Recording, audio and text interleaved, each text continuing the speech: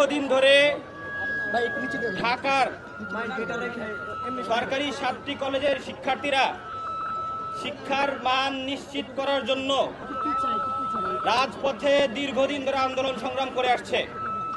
আমরা দেখেছি 2017 সালে ফ্যাসিবাদী আওয়ামী লীগ সরকারের অবৈধ প্রধানমন্ত্রী ফ্যাসিস্ট শেখ হাসিনা নিজের ব্যক্তিগত ইচ্ছাকে পূরণ করার লক্ষ্যে কোনো ধরনের ফিল্ড ওয়ার্ক ছাড়া, কোনো ধরনের যৌক্তিক বিচার বিশ্লেষণ ছাড়া ঢাকার এই ঐতিহাসিক গুরুত্বপূর্ণ 7টি কলেজকে ঢাকা বিশ্ববিদ্যালয়ের অধিভুক্তি করে। এই অধিভুক্তির সাথে 7 কলেজ এবং ঢাকা বিশ্ববিদ্যালয়ে কোনো শিক্ষার্থীরাই সংহতি জ্ঞাপন করেনি।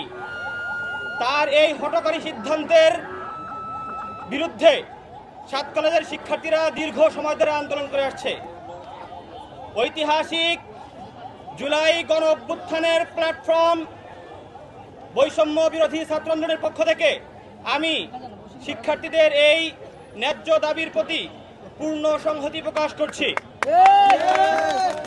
জুলাই বিপ্লবের নেতৃত্বদানকারী প্ল্যাটফর্ম বৈষম্য বিরোধী ছাত্র আন্দোলন কিছুক্ষণ আগেই অফিসিয়াল প্রেস রিলিজের মাধ্যমে শিক্ষার্থীদের এই যৌক্তিক দাবির প্রতি পূর্ণ সংহতি প্রকাশ করেছে।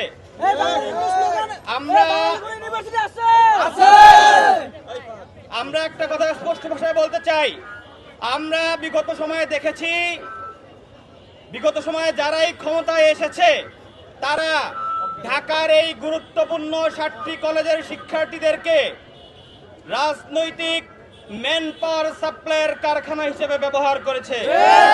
আমরা বলতে চাই, জুলাই গণ অভ্যুত্থান পরবর্তী বাংলাদেশে শিক্ষার্থীদেরকে এইরকম ম্যান পাওয়ার সাপ্লাইয়ের কারখানা হিসেবে আর ব্যবহার করতে দেওয়া হবে না। এই প্রতিষ্ঠানগুলোর শিক্ষার মান নিশ্চিত করতে হবে।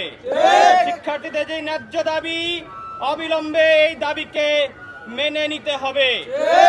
আমরা স্পষ্ট ভাষায় বলতে চাই, জুলাই গণ অভ্যুত্থানে 7 কলেজের শিক্ষার্থীরা জুলাই বিপ্লবের প্রাণ ভ্রমরা হিসেবে রাজপথে জীবন দিয়েছে, রক্ত দিয়েছে।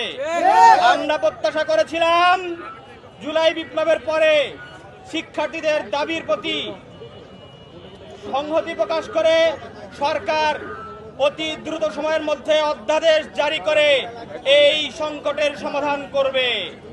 আমরা দীর্ঘ এই সময়ের মধ্যেও এই সংকটের সমাধান না হওয়ার তীব্র নিন্দা এবং প্রতিবাদ জানাচ্ছি।